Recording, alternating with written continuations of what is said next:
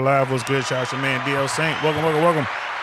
I really want to know podcast, man. How y'all feeling? I know it's the second show we did today, but, early in the day is when I want to talk politics and just normal news, maybe science, stuff like that. But at night, man, y'all like to hear this red pill stuff, man. So that's what we going to do. We going to do the red pill thing. Let's check out. That sounds all right. We're just checking everything. See if we're broadcasting the way we're supposed to broadcast and all that good stuff. And for whatever reason, it doesn't look like I'm on. Am I on? Yes, I am. All right, here we go. All right, good. Just checking that out, guys. Happy Thursday night. It's almost Friday. A lot of y'all, look forward to your weekend. You know what I mean? I'm sitting here looking at my phone.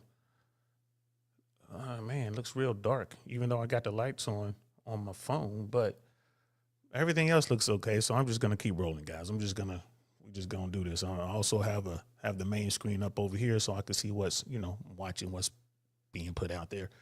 So it don't look that bad. We're just going to keep it rolling. Tonight we're going to talk about the young brother that's taking YouTube by storm. He's everywhere. We've already covered him. He was, first time I ever saw him, he didn't even have a YouTube channel up yet. And bro, he's out here making it happen, bro. Is he the one? Is he the guy who's going to take YouTube, is going to take the red pill message and just make it mainstream? Is this guy going to wind up on NBC, CNN, ABC, and all that? Quite possibly. Let's get into it. And we are live. What's good, y'all? Welcome to the I Really Want to Know podcast, y'all.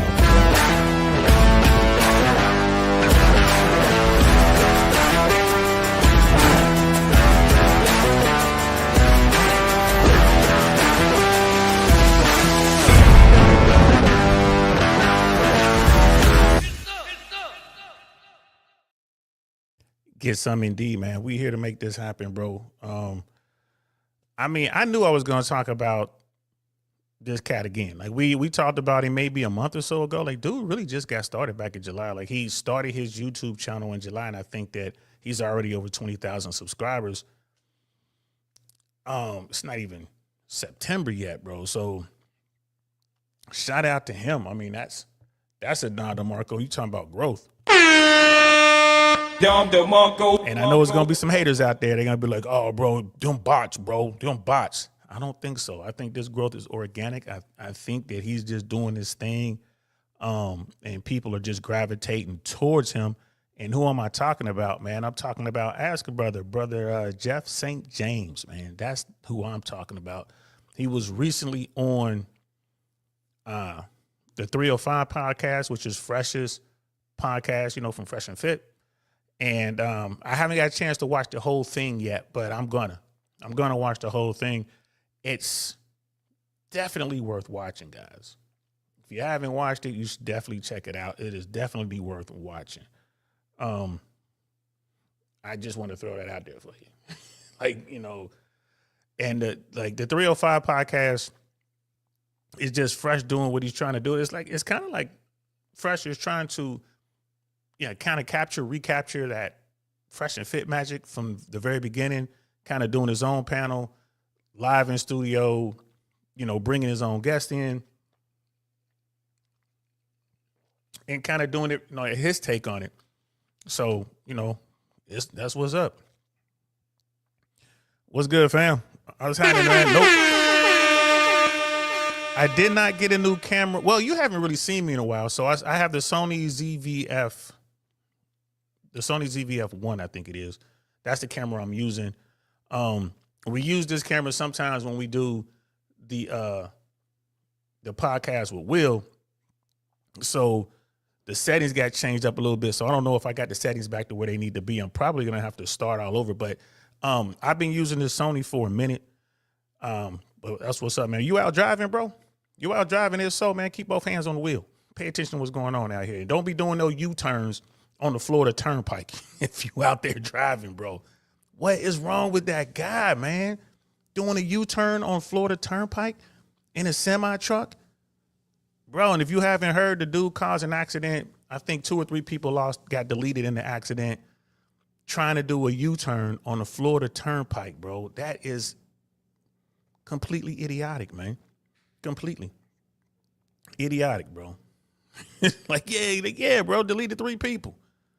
Just a complete idiot. And allegedly the guy is in the country, but not quite legal or something. Kind of got his license, but he shouldn't have been able to get a CDL. And I think he got the CDL out of Washington or California or something like that. He had to get extradited back out here to Florida. It's a mess. And yeah, I've had dinner. I'm having my good night, late night sippy sip. It's tequila right now. We're sipping on some Casa Azul right now. So some good stuff, man. But that was crazy, bro. Trying to do a U-turn on the freeway, bro, in an 18-wheeler, man, just doesn't make any sense. Thoughts and prayers go out to those families who lost their loved ones in that. It is what it is. We have Brother Pitney in the building. What's up? Yes, sir. We got another late one. I know tomorrow's going to be a pretty busy day. My daughter's performance it's the first performance of the year, football with the band. We're shooting in studio tomorrow as we normally do on Fridays. And we gotta talk about strategies and stuff like that, like when we're going to start releasing, which is going to be really soon. And I'm doing other things as well. I just got off a call. I'm helping some folks out. Y'all know I'm all about networking. And my thing is plugging people in and plugging them in with good people who can help them do what they're trying to do, accomplish their missions. Just got off the phone with a really close friend who's looking to do some things in the real estate world, which was funny because one of my homies just hit me today asking me like, hey, are any of your people looking for X, Y, and Z? I'm like, nah.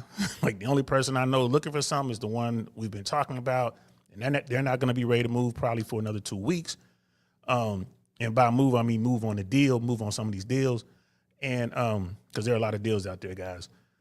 So I'm like, nah, none of my other people are ready to do anything. They're all sitting on cash. And then I get a call 3 hours later, 4 hours later, I get a call. Like one of my people hit me up from the West Coast, like, hey, this is what I'm looking for. Do you know anything? You know anybody? I'm like, yes, I do. Yes, I do. As a matter of fact, I got someone you need to talk to. So we set that call for tomorrow. I got to make sure I don't forget to set this up tomorrow. And I'm just helping out my folks, bro. Helping out my folks, plugging people together, putting good people together so they can do what they do and accomplish their missions. But I just thought that was funny, man. One of my dudes hit me up like, nah, none of my people want to do anything. And then I get a call a few hours later from one of my people trying to do something. It is what it is.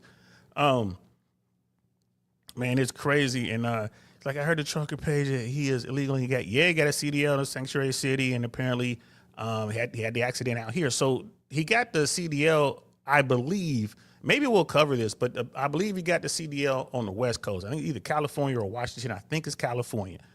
All right, but don't quote me on this because I haven't really paid that close attention to this particular story.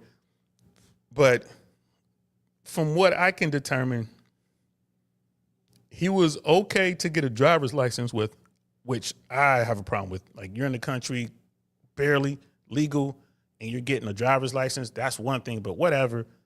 But was not supposed to be able to get a CDL. And then there was some government stuff that happened at the federal level, which meant that he could get a CDL and whatever. But anyway, dude winds up with the CDL driving on the other side of the country and then causes this nasty accident, bro. Oh wow, he went on the bridge. There's pictures of it. It didn't look like it was a bridge. I don't know where exactly he was on the Florida Turnpike. I think it was down in either Broward or Dade. I don't know. Maybe I'll do a show. Maybe I'll look into it. We'll talk about it early next week. That's crazy, man. If he broke the bridge and did what he did, man, that's insane. This is why We got to enforce the rules, man. Like this is the rule. Like if you can do all these things and it's legal and everything's above board, fine. But if you can't, it's crazy. And there was another incident with licensing, like a DMV. I saw a story on it, man. I want to say it was Kentucky. Yeah, it was Kentucky, where there was some DMV agents that were giving licenses to people that shouldn't get them, probably people who were undocumented, and they were charging like $200 a license or something like that. And you go in, they had it all worked out where you had paperwork, they were scanning paperwork that was bogus, and then they would just issue out the license. And these people walk out with a legit license. And then a whistleblower within the place told on everybody, and the whistleblower got in trouble. So, yeah, bro, we'll talk about this. Yeah, that's if dude couldn't speak English, if you turn me loose in Russia or Romania or Germany, I wouldn't know the road signs. I mean, bro, you turn me loose in UK, bro, I'll probably be on the wrong side of the road driving. So this is why we got to uphold the rules, bro. So it's just a shame that 3 people had to, lose their lives in this. This is just crazy, man. Crazy. This is again, we got a lot of problems in America, and some of these problems are just easy fixes, bro. Just follow the rules. Easy fixes. Do the test. Oh, you can't do the test? In California, they have it in so many different languages. And then you got to do a driver's test. You go out there. If you can't, you fail, you fail. Simple as that, man. But people out here trying to get this money, being greedy or whatever. But anyway, that's not what we're here to talk about. We're here to talk about Ask a Brother. Brother Jeff St. James. In the description, we have the link to his page. Go check him out. Like and subscribe. Like, bro, like I said, he's over 20,000 subscribers already, but he's barely been on there like a month and a half, I think. Like crazy. Shout out to him. Good for him for doing it. But he was on 305 podcast, bro. And let's just check this out. Let's see what they were talking about, because they're definitely talking about relationship stuff. And this guy might be the man. He might be the chosen one, bro. He might be the dude. He might be the dude, especially on the African-American side, like the black side, on black YouTube, right? I think the red pill guys rock with him and women rock with him. So he's got the best of both worlds going, man. So let's see how far he goes, man. So let's check this out. He's Jeff, Ask Brother Podcast. 10 years in, therapy. I want to say a lot of experience as well. And trauma certified therapist. And tell them who you are. As you stated, my name is Jeff St. James. I recently started a podcast called Ask a Brother Podcast. Went trending, I believe, July 3rd. And from July 3rd till now, we've gained over 21,000 subscribers on YouTube. July 3rd. Yeah, so honored and grateful for the opportunity. It seems like there's a message that a lot of people are starting to resonate with. I think that they're kind of getting frustrated and tired with the whole dating arguments and gender war stuff. So I think we're at a space and point where maybe we can kind of mature the conversation where men and women can really feel like they're heard. And I guess I'm one of the people that people are starting to see is pushing in that direction. So we got, bro, that's some crazy growth, man. Shout out to him for that, man. That's good work. Like, you can tell that the brother thought it out, probably has a team of smart people around him. When I jumped into YouTube, man, I just jumped in, bro. I'm a paratrooper, bro. We go feet first, bro. I just jumped in and was making the moves that I was making, and was in a position where I could go to different cities and get on the scene and go to events and stuff like that, just to kind of see from the inside what it looks like and how it works. Met some really cool people. You know what I mean? Met a couple weirdos. But for the most part, the people I were bumping into were real good people, man, and made some good friends. People that I'm still cool with to this day. But the one thing I didn't do, I didn't have my plan was very limited. Like, the scope of my plan was very limited, what I was trying to do, and it was working just fine. I think that now, especially with, the way this works, the way YouTube works, influencers, although they will still, if you're like at a certain level, influencers are still work together, collab, and grow their bases that way. But I think now I think it's changed. I think the game has changed. Now you got to come in, you got to have a rate, you got to have a thing. You know what I mean? Like Brother Jeff, 10 years in the business as a therapist, so he knows what he's talking about. He knows his niche. He's coming right into this. Like, this is like suited for him. And when you do that, you come in, you hit with a decent sized podcast, you hit something that kind of that takes off. Doesn't have to necessarily go viral, but it takes off. And then people see it and folks start clicking and sharing. And next thing you know, you're sitting on 20,000 subscribers just like that. And you're growing and people are hitting you up. Like, your DMs are blowing up. Your phone is ringing off the hook. People want to holler at you. And, someone like Fresh is like, yeah, you got this guy. You see what he's doing? Yeah, fly him down to Miami. Bring him on. I ain't gonna lie. I would pay. You know what I mean? That's something that, that we definitely look, we're going to be looking at with the podcast that I'm producing now. Like, yeah, that's something you want to look at. That's part of doing business. If you get the right person, bring them in, you're going to get the eyeballs. You know what I mean? You're going to start getting attraction. And that's going to help you get to where you want to go. So I think that's smart, the way he did it. I think that's very smart. I wonder how long he sat back watching this space and, figuring out how he's going to do it. I wonder if he brings it up. Let's see. A full cast and certified therapist, because we all need therapy here, right? I know I do, kind of. No, we all need therapy, definitely. So let's start off the topic for today, the current state of Black dating globally. Jeff Titley. Okay. Current state. Yeah, so the current state is actually pretty dismal in terms of the Black community specifically, but also in terms of Western countries. I think it's pretty obvious for people who've been paying attention. Divorce is pretty high. Marriage is pretty low. It's the lowest in our community. And there's a lot of finger pointing about why that is. So this particular episode, we decided that one half of the Black community, Black women, there's a lot of stereotypes about how you all are seen. There's a lot of negativity. There's a lot of, negative attitudes about how you're seen. And I think that this would be a really great opportunity first to give you a voice, to actually speak on how's it feel. Is it true? Is it false? Is it a hybrid of both? And then also us as men being able to hear your questions and also your grievances. And then hopefully we will even expound on, well, how do you feel about Black men currently? And I think that if we can give space for that, you all will start offering it, and then hopefully you'll be open to hearing what it is that we have to say. And I tell you what, man, shout out for Fresh for putting this together. Like to get the panel of women. I'm just kind of looking at the panel. They don't look like chicken heads. They just look like, just regular. There's a couple 304s in there, but I think that they're, upper echelon 304s. You know what I mean? We ain't got the ratchet chicks up in here. These women look like they'll be able, hopefully, to convey their thoughts and their feelings and their, you know what I mean? We'll see. I'm not gonna lie though, if I were producing this show for Fresh, I would have suggested like, hey Fresh, just you and Jeff St. James. No other dudes. Fresh, the main guest, and then the women on the panel. I wouldn't have the two dudes. You got the dude in the blue shirt with the dreads, and then you got the dude with the white hair wrap with dreads and the red shirt. I wouldn't have them on the panel. Having not even seen this, I've seen a couple clips, but why?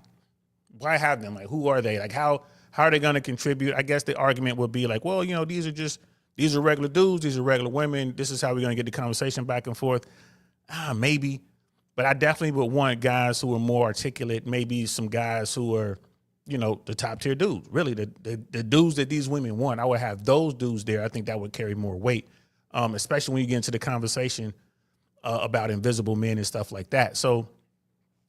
Let's see how it goes though. That would be just right off rip. Just my, if I were producing this thing, if I was sitting at the table and we're having a production meeting, I would definitely say, hey man, explain to me why we need these extra dudes. We got Fresh, and then we have our main guest, which is, Dr. St. James. Like, why do we need these dudes? I think that as men, when we don't actually ask for y'all opinions, when we don't actually ask for how y'all think, this is what ends up happening. It seems like we're just talking at you instead of listening. So my hope and goal is that this is just one of many podcasts to come where we start to shift how we see and talk to each other. And my lens is I'm not just talking to you all, and you all aren't just talking to me. We're talking to all the men and women that look just like us, and how we talk to each other shapes how people look at our community. If their women don't respect their men, if they men don't respect their women, why would anybody else respect us? Exactly. All right, so that's really the topic for today, and we'll go from there. All right, so who wants to start?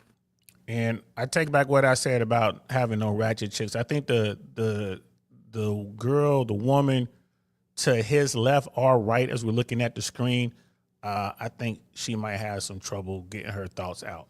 We'll see about the rest, but that one right there, I don't know. I'm starting to get chicken head vibes. But what he's talking about doing, though, this is what I mean about this going mainstream. Like the red pill message is going to go mainstream because of this. Because you do have that. You have women on one side screaming into the void, and you have men on the other side, and by men I mean the bottom 80 invisible dudes screaming into the void, and then you got the top tier guys who are just sitting back chilling because they smashing. They making all the money. They doing all their things. They're sought after, so they don't even care. They're not even participating in the conversation. They'll bring, if you ask them, they'll tell you what they think. But they're top tier guys. Like, man, we ain't got time to worry about what these chicken heads are talking about. They mad because they can't get me for real. Yeah, I blew her back out. So what? And then I ain't got time to deal with this nonsense because I don't want her like that. And then you got the, the invisible dudes who are just frustrated and upset because they're invisible and they're not getting anywhere. So the way he framed this is what it's going to take to keep it mainstream because people will listen. It's not going to be a lot of screaming. It's not going to be a lot of, doing this and whatever, throwing drinks at people. It's just going to be a conversation. At least I hope that's what it is. I don't think anybody got the old Frank Castle, but let's get into it. First question for us. What is the first question? Oh, it's your question. You don't know it yet till you ask it. Yeah. Oh, Okay. that. I have to take out my phone. My first question for black men is, do you believe black men and black women love each other differently, or are we just taught to express our love differently? Can you repeat the question? Yeah, no problem. Do What is she Do you choking on? believe black men? I'm sorry, my voice cracking. Do you believe black men and black women love each other differently, or are we taught to express our love differently? That's a good. That is a good question. Okay, shout out to her. All right, I stand corrected. Maybe she can get her thoughts out. I mean, she wrote them down and she was able to read them. I can't wait to hear how they answer this. I would say that society has programmed women, especially black women, to act a certain way, and they've kind of bought into it. So the boss babe, I don't need a man. That narrative has taken over most women, especially sisters, and they're so caught up with trying to keep up with, when you look at you look at TikTok and you look at the women on TikTok and how they're dressing. Like, so women are just such, like herd mentality that they're getting lost in that. I need better makeup. I need longer hair extensions. I need better clothes. I need that bag. And I don't need a man. And I think that's the problem. So, as far as black women loving differently than black men or expressing their love differently to black men, I want to hear what he has to say to that point. But I think that, women are just real harsh, especially sisters when it comes to this. They want what they want, and they want the top tier guy. And it's not about, I want him, I deserve him. And then the top tier dude is just running through him. And the girls, women, however you want to, describe them, they get their feelings hurt. And at the end of the day, all it is they're overlooking the person that they're supposed to be with, trying to get someone they don't qualify for. And that person that they're trying to get has no problem running through them. You know what I'm saying? Like, big up to the girls that flex the best. They have no problem bending her over and doing what they do and then moving on. And then, and the women just keep trying over and over and over again, going after the same dudes and getting the same result, right? Expecting it to be different. I don't know why they would expect it to be different, but that's my take on it. Let's hear what the pros have to say. Question. Thank you. Differently and compared to who? To each other. But Male and female, or Like, Or white, black, or like Asian. how a black man expresses his love versus like how a black woman expresses our love. Like, gender differences. I would think it's more gender than racial with that. Because with her initial question Yeah. about if black men and black women express and love the same way and express their love in the same way. The obvious answer is clearly no. Right, no. What I'm more interested in is how that expression, how we're defining love. All right. Yeah. And my initial issue and concern, and I'll do both men and women, so it don't come off like I'm only targeting one group. Okay. As and what's your name, sir? Dom. As Dom said pretty eloquently, actually, men tend to view their love through the lens of action, service. My view, like for a lot of men's view, is if I'm doing provision, protection, things of that ilk, I'm coming home every day, I'm loving you. All the other stuff that falls outside of that in their mind, that has nothing to do with love. So that's for them why they kind of can separate sex versus love, because that's how he sees it from what he's trying to express. Am I saying that's the right way to do it, or that's the healthy It's way necessary. to do it? I'm just saying that's how men see it. This brother good. This brother good. And he's correct. Obviously we do look at it different, gender wise, the race thing, just pin that for a second over there. But just gender wise, when women look at it one way, men look at it another. That was fire. Fire. And a guy who's out here working a job he doesn't want to work, working hard, get a second job that he doesn't want to work, a guy who's sacrificing the things that he would rather do and sacrificing those things that he wants to do in order to do the things that he doesn't want to do and bring the money home and provision and provide and protect and be willing to lay his life down for his woman, aka his wife. Yeah, that's love. That's his version of love. It's like there's no higher love. And like, what does he want in return? Come on, just some loyalty. Like, they don't cheat on me. Fit, friendly, feminine. Make me a sandwich, please, sort of thing. So it doesn't take much to keep him happy, yet he can't get those little things that he wants. That's what I think they're going with this. And she can't get the things that she wants, which a guy's like, what else do you want? I want to put my life on the line for you. Like, what else could you possibly want? And a woman like, I just need you to understand. I need you to listen to me. Like, okay. Right? I need you to figure me out. Like, you can't figure you out. How can I figure you out? Let's see what he have to say about that. Flip side, women seem to lean more heavily with the concept of love, with it being based on their feelings and emotions. So the problem with that is, although it's true, both sides, you got to like each other, but you won't always like each other. You got to care about each other, but there's moments when you don't care about the other side. And the issue is that when you lean too heavily with the feelings and emotion side, you're now going to start making really drastic and harmful decisions. So when it comes to expressing love, one way to view this is through the lens of vows. When men and women give vows to each other, till death do us part, in sickness and health, richer or poorer, that seems to be a disconnect with what it is that women are claiming when they say that they love a man.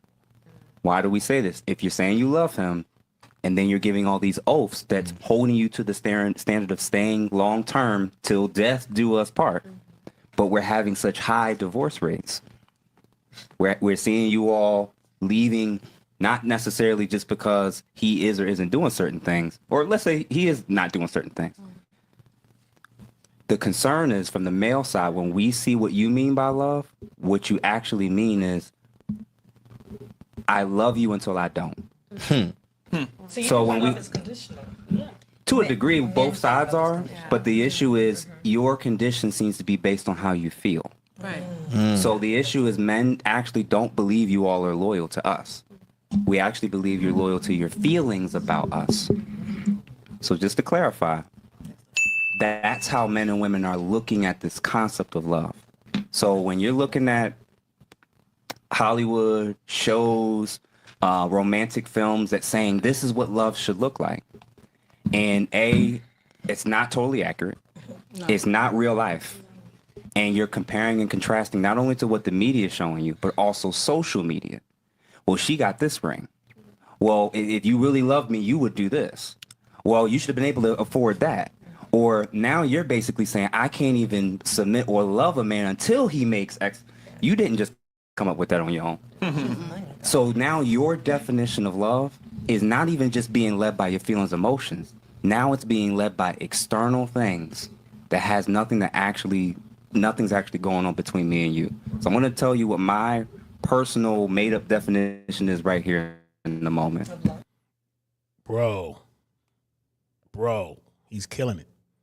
He's killing it. This is the dude, Brother Pitt. Yeah, same thing. Like, he's like, yo, man, had no idea it was on Fresh's show. Like, would have tuned in.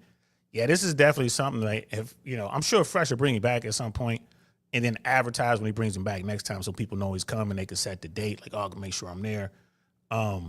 You know, it's just a growing thing. Again, that's what you do in the production meetings. It's like, hey, we're bringing this guy in, you know, probably going to invest a little bit to get him here.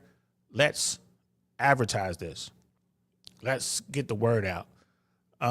So we can catch, you know what I mean? So we can catch that viewer base. But maybe Fresh was thinking, I'm not worried about the live. I think Fresh was thinking, I'm going to kill him on the replay in the clips because we're, you know, and that's going to work for both of them. You know what I mean? Brother St. James we're watching Brother St. James channel right here. Fresh is going to have him on his clips channel, and the Fresh and Fit podcast is going to be able to benefit from that because they're going to be able to put some clips on there. So, but he's right, man. The woman is with you until she isn't with you. I'm oversimplifying. Facts, bro. Facts. When you're dealing with women and they are ruled by their emotions, bro, you can forget about the contract, you can forget about anything else. If you don't keep her happy within her emotions, she can just leave and then society backs her up. Right? Again, like James Sexton talked about that. There's nothing that a woman, how's the way to put this? When you get married, everything a man's supposed to do in that marriage can be enforced by a court order, right? You know, providing, like provisioning, security, you know what I mean? Like just money in general, whatever, like, you know, having a home, health insurance, security, all that. That can be enforced by a court order. James Sexton was saying there's nothing on the female side that can be enforced by a court order. You're not going to have a judge that's going to rule after the divorce is over that, hey, lady, you got to go over to his house and smash him 3 days a week for the next 18 years. That's not going to be, or pay for somebody to do it. That's not going to happen, right? There's not going to be an order that says, well, you guys are divorced, but you're going to have to accompany him when he goes to his company functions. You're going to have to look good and work the crowd and help him move up the ladder or pay someone to do it. You know what I'm saying? Like this, they're not going to say you have to keep cooking for him for 18 years. You know what I mean? When James Sexton said that blew my mind. I was like, oh man, he's right. He's right. So there's nothing that she's doing within the confines of that marriage legally that the court can force her to do once y'all get divorced. But the court can, and they do force you to continue to doing those things that you were doing during that marriage, right? That was expected of you for that marriage. It's crazy. And the West is broken because the state will back up every emotion a woman experiences. That's the fact, bro. That's the fact. And that's like first world countries. That's not just America. Same thing in Canada, same thing in Australia, same thing in New Zealand, same thing in France, same thing in Spain. You know, like you go down the list. Go down the list. I mean, when you get to, you know, when you get to Switzerland, and when you get to Sweden, and when you get to like Norway, those companies, they do it a little different over there. But everywhere else, bro, it's terrible. And this is what this message is doing. And I love the way that this brother is doing it. You see how calm he is. It's kind of like he's having a session right there. He's talking to him, very calm, very knowledgeable. You can't check him. He's got the experience. He has the education.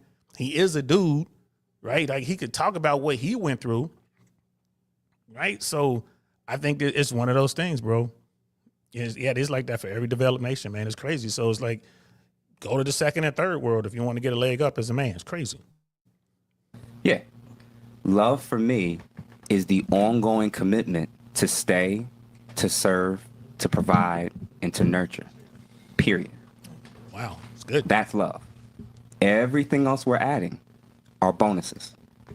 Icing on the cake. The ongoing commitment, the intentional decision to continue to serve, to protect, to provide, and to nurture. That's love.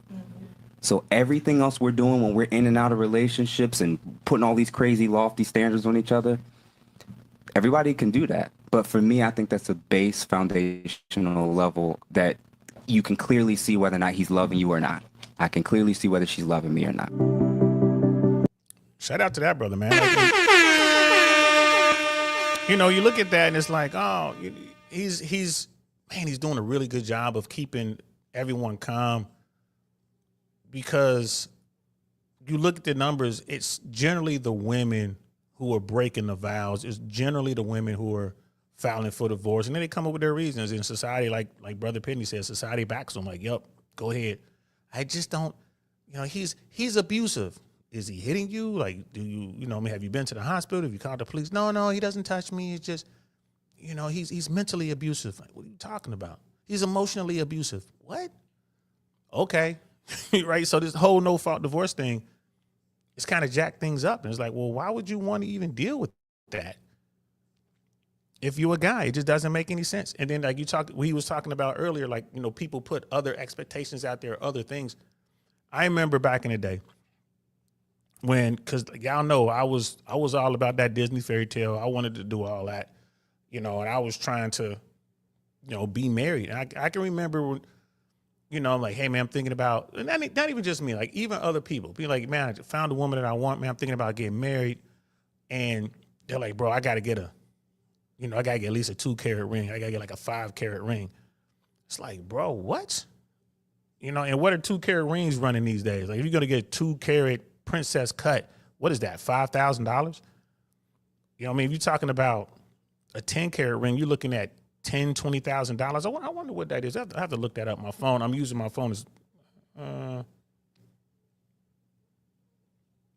Brother Penny, if you're listening, man, if you can, what are we getting for a 2-carat diamond engagement ring these days? And then because that was the thing, like you have to have at least 2 carats, and then people were like, you know, no, you got to get a 5-carat or a 10-carat, and it was just like the money just like crazy. Like you about to go out here and drop, you know what I mean, $5,000, $10,000, $15,000 on a ring, and then you got to pay for the wedding and all that kind of stuff, and then at the end, you know, that's why so many people are like divorcing before they even finish paying for the wedding. They had to put everything on credit cards. Same thing with the ring. And then, you know, getting a ring, and they depreciate so fast, bro. Like get you know, a 2-carat ring, 5-carat ring, and you know, you come home, it doesn't work out. If she gives you the ring back, you're trying to get your money back for that thing. It's like, bro, you'd be lucky if they give you $2,000.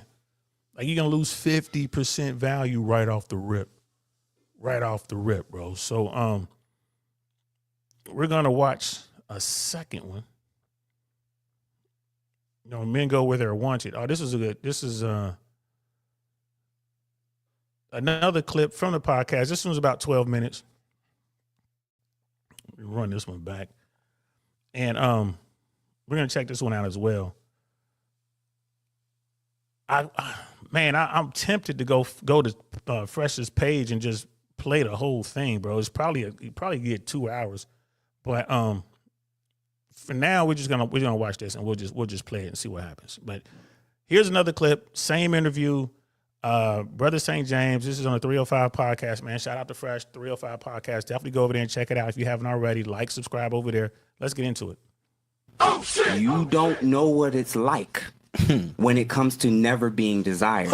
What you learn and find out later on, after your teens and potentially your 20s, and how long it takes before you fall off, is that your options start to decline. The wall. There are men that never had options. And that's the facts. Invisible dudes, man, no options. I like dude's intro, man. It's an American term, though. Black is an American term. So they'll consider me black because I'm not American. You get it? So to me, it's just like this whole race shit. But I'm just saying, it's the individual, not the entire race and culture as well.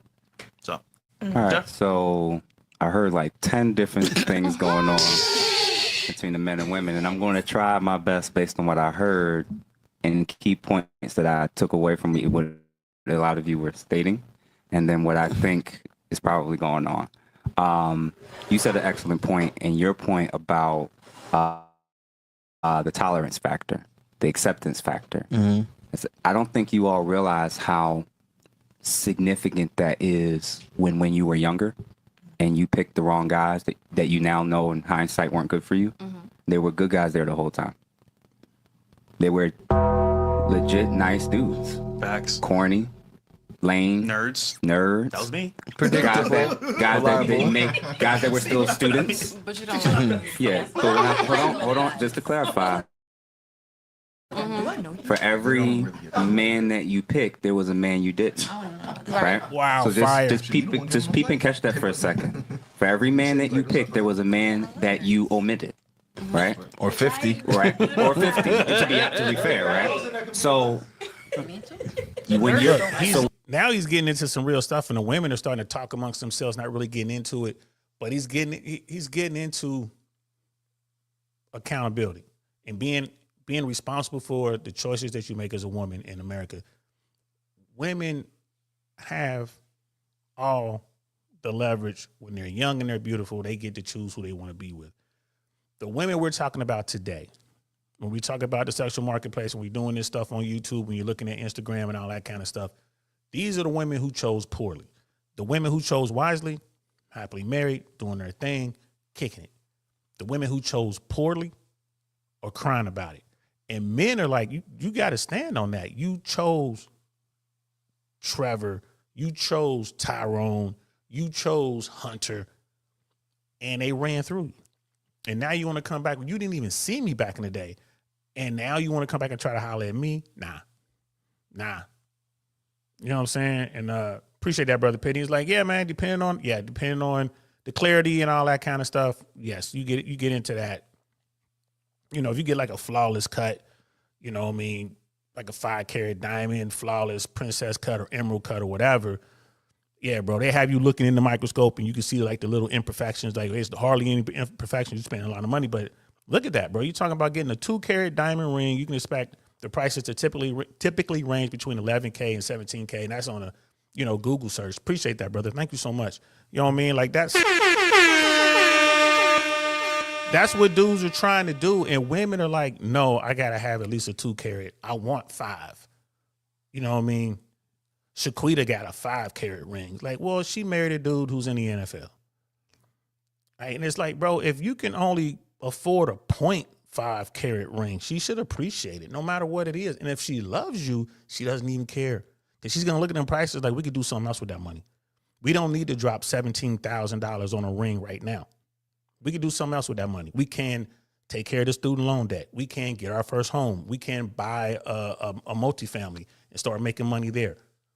Right? We can do other things with that money. Those are the women that you want. But so many women out here, right? So many women out here are just trying to keep up with the Joneses. Sarah did it over there. Look at Sarah's page. She got a 10-carat ring. She got a yellow diamond. Well, you should have hollered at Sarah's dude. You over here hollering at me, you ain't getting that. You know what I mean? You ain't getting that. We got Brother Nice in the building. What's good, fam? Appreciate you stopping by, man. But so by this point, it looks like by this point in the conversation, like things were starting to, you know, pep up a little bit. Now, when like the girls are talking amongst themselves and they're trying to avoid accountability. And here's this brother that they've been listening to nodding their head saying, yeah, he knows what he's talking about. Now he's pointing these things out and they don't want to hear it. When you're expecting men that you didn't want, that you didn't take, that you didn't go out with, to wait around to when you may feel like dating them. What human being deserves to live like that? Facts. There's a segment of black men, That's a good point, who actually do like and love black women, wanted them. I went to school with them. And I'm going to give you an example from y'all going to hate me now, of how horrible I was back in the day in my prime. When I was in college, me and my very, very small cohort of guys that was going to a predominantly white institution, a PWI, we ran the school. We ran the school. We ran all up and through the school. All right? So for every woman and we were sharing the same women. We didn't realize it. We learned out later on when we talked. Yo, you messed around with so-and-so. Oh, shit. So what we learned and observed, there were hundreds of guys that were going to the school we was going to, taking the classes we were going to, and they kept coming back to the very guys Same that wasn't 20%. even that wasn't even being in commitments, wasn't even locking it down. So, right, and this is what the red pill tells women night in, night out, day in, day out, over here in these spaces on YouTube, right? Women are all smashing the same dudes. This guy, not a big dude. It's not like he coming in there like, he ain't like 6 feet or better. He ain't all ripped up, a big muscle guy. This is like one of the small dudes. You know what I'm saying? Like, he's I don't know his height, but I'm thinking he's probably somewhere around the average height, probably around 5'7" to 5'9", somewhere in there. Right? This is the dude who was in college. Once he figured it out, he was killing it. But before college, when nobody seen him, that's what he just said. He's like, yo, me and my homeboys, we ran through the school. We smashed them all. And then later on, when we compare notes, way later, wind up realizing we smashing the same chicks. I saw the same thing in the streets when I was in Cincinnati. Be hollering at your people like, what's up, man? Talk to them and come to find out like, oh, man, yeah, you smashed little shorty? Like, yeah, I smashed. It happened. I mean, it's just one of those things. This is why we didn't take them serious. Right? We didn't take them serious. Who do we take serious? We took the girls that our dudes didn't know. We took them serious. Like, that's one of the things. If I ever meet a woman in Miami and I'm thinking about getting serious with her, first thing I'm going to do is ask if she knows Fresh. First thing I'm going to do. You know what I mean? Like, do you know Fresh? You know what I mean? You know Walter, the guy that drives Lamborghinis from Fresh and Fit, you know him? Oh, yeah, I saw him. And when she starts telling stories, I saw him on the boat. I saw him here. I was doing this. That already lets me know what time it is, bro. I know what she is, man. And I'm not saying that he smashed.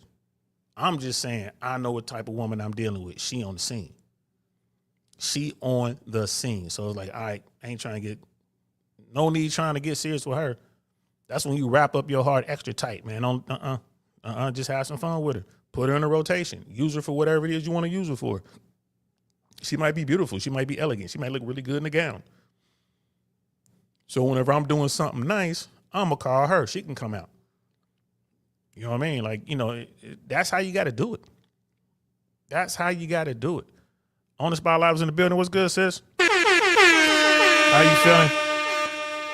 We over here talking about Brother St. James, man. He is taking over. He is taking over. And I think that his message is going to wind up mainstream. I really believe we're going to see this brother on,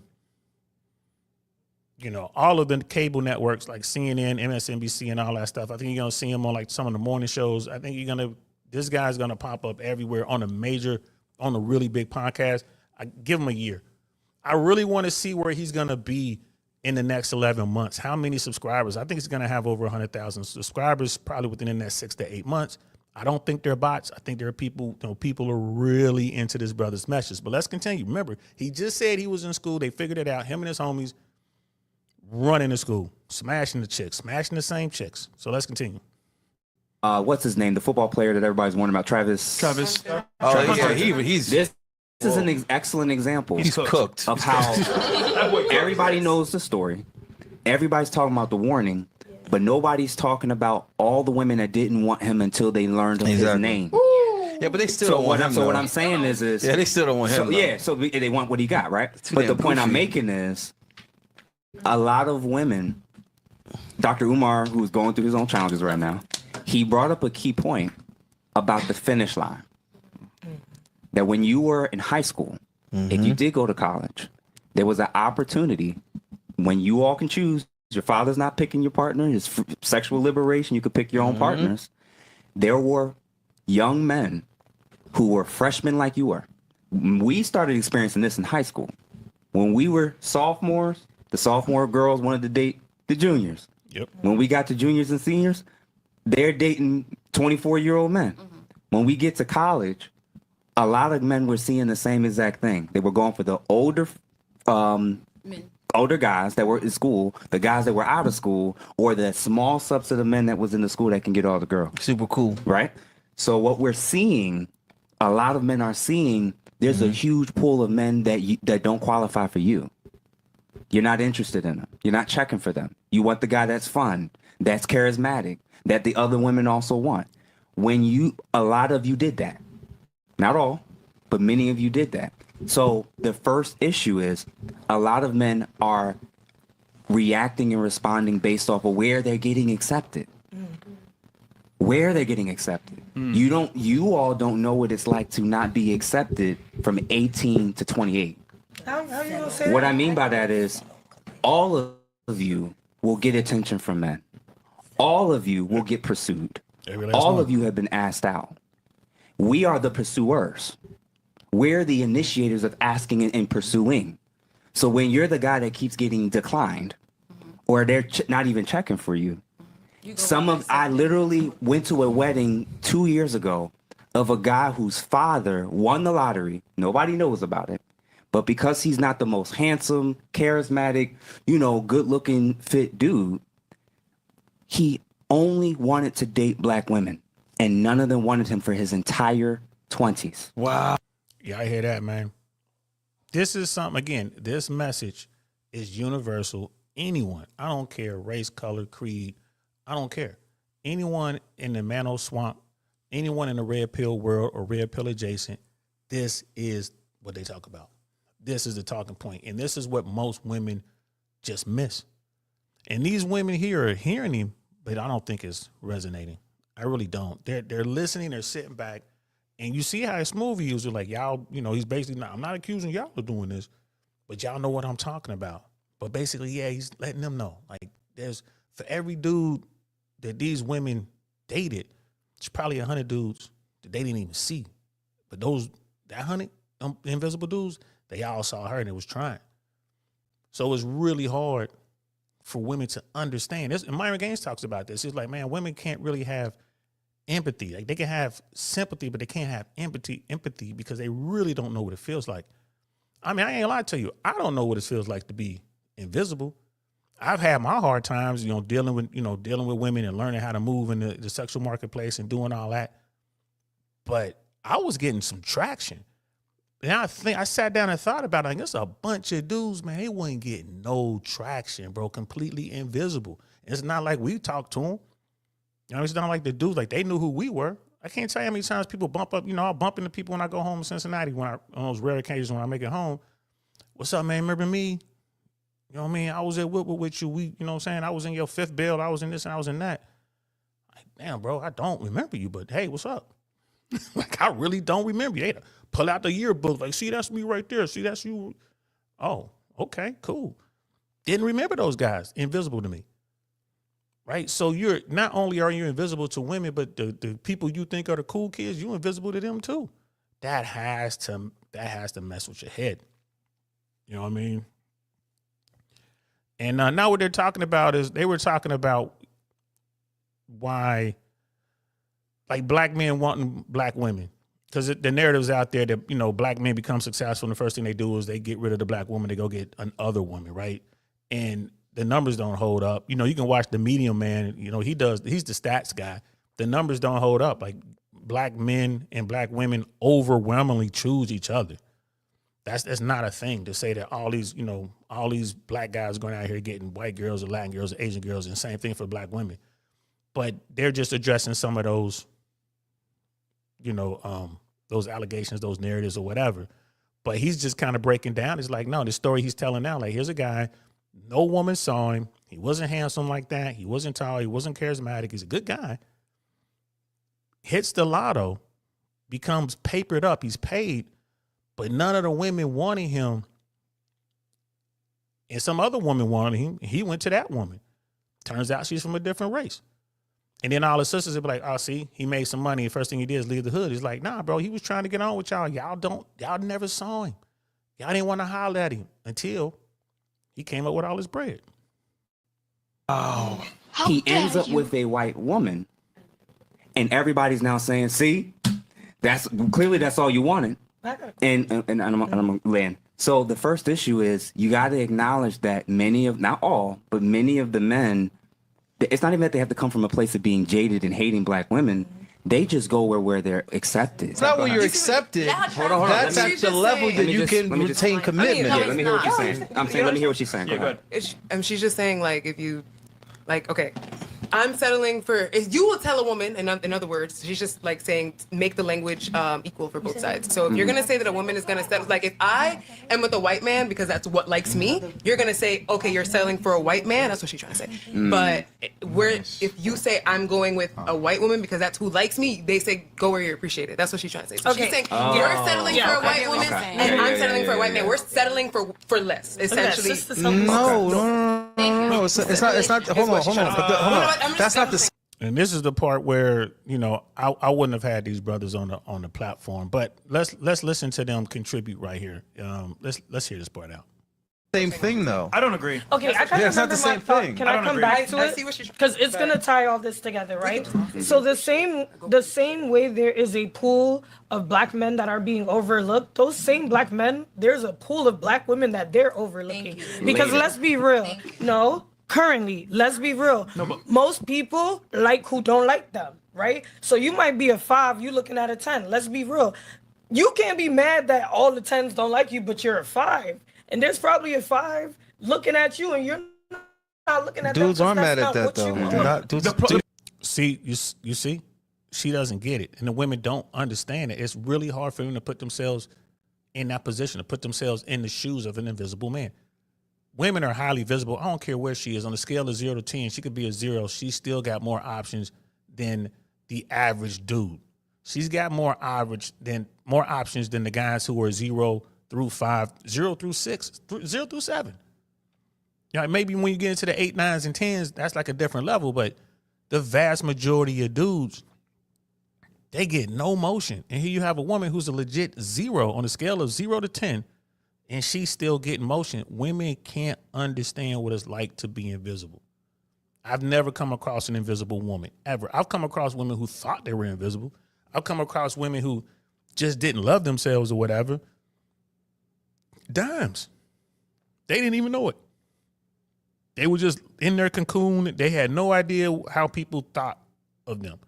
They had no idea how many dudes wanted to holler at them. They thought they were invisible, but they weren't. And you have to point it out to them like, well, then Jimmy was trying to take you to the prom. Oh, yeah, but, but whatever. Then you name 15 dudes who was trying to get at her. And then she's like, oh, but, yeah, they don't count. That's 15 dudes. Jimmy didn't have 15 girls trying to holler at him to go to prom or go to the, to go to the dance or go to wherever, go to the movies. So it's really difficult for women to put themselves in the shoes of an invisible dude or invisible person, period. Generally speaking, aren't mad at that though. They understand the game. The problem is in school, all the hot black girls didn't want us. Back then. But like they're Mike not even Jones hot no though, more. we back now with some money. you have a Now they chance. want us, but they can't get us. But high school is not your home. So just I know. That sounds like insecurity. So hold on, You hold need on, to go. You need to Time go to move the heal your goalposts. childhood wounds. hold on 1 second. Hold on. You see how Shorty tried to move the goalposts. Life ain't high school, but that's where it started, love. That's where it started. These dudes see the game for what it truly is. This is why they call this the red pill. They see the code. They understand how it works. So now that they figured it out, did the work, got to the finish line, they gonna do what they gonna do. Are they salty? Yeah, some of them really salty. Do they got some problems with some of these women? Yup. Do some of them go back to some of these women just to bang them out, dog them out? Yeah, I'm sure you got some of that. You know what I'm saying? I'm sure you do. But, I don't recommend you do that. Just let it go.